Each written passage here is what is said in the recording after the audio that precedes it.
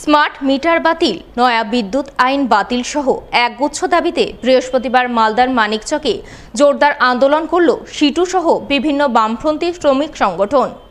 সমস্ত সংগঠন মিলিতভাবে মিছিল করে বিক্ষোভ প্রদর্শনের মাধ্যমে ডেপুটেশন প্রদান করল মানিকচক বিদ্যুৎ দপ্তরে।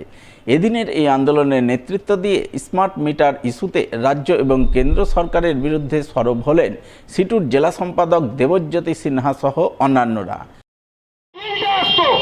খুব সামান্য পরিমাণে আসতো, কিন্তু আজকে ওই বাল্বগুলো বাদ দেওয়া হয়েছে।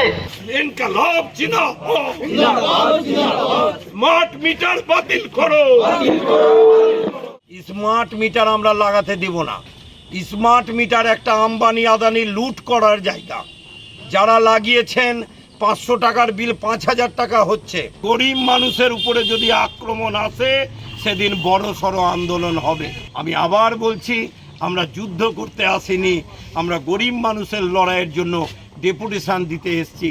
যদি প্রয়োজন পড়ে গরিব মানুষের পেটে লাথি মারে যদি স্মার্ট মিটার লাগায়, সেদিন আমরা যুদ্ধ করতেই আসব, এই কথাটা বলে গেলাম।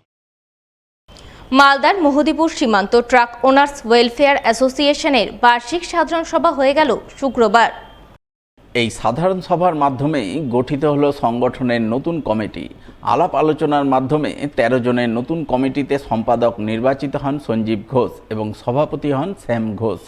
এদিন মহদীপুর সীমান্ত ট্রাক ওনার্স ওয়েলফেয়ার অ্যাসোসিয়েশনের বার্ষিক সাধারণ সভায় নতুন কমিটি গঠনের পাশাপাশি ট্রাক মালিকদের বিভিন্ন সমস্যা, অভাব, অভিযোগ উঠে আসে।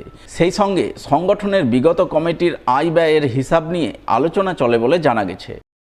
আজকে আমাদের সীমান্ত ট্রাক ওয়েলফেয়ার অ্যাসোসিয়েশনের নতুন করে বডি গঠন হলো 2025-2028-এর। আমাদের মহদীপুরে গাড়ির মালিকদের অবস্থা ভালো ছিল, কিন্তু এখন যা পরিস্থিতি, গাড়ির অবস্থাটা একটু খারাপ আছে। তাদের বিভিন্ন রকম আলোচনার মারফতে এই কমিটি গঠন হলো।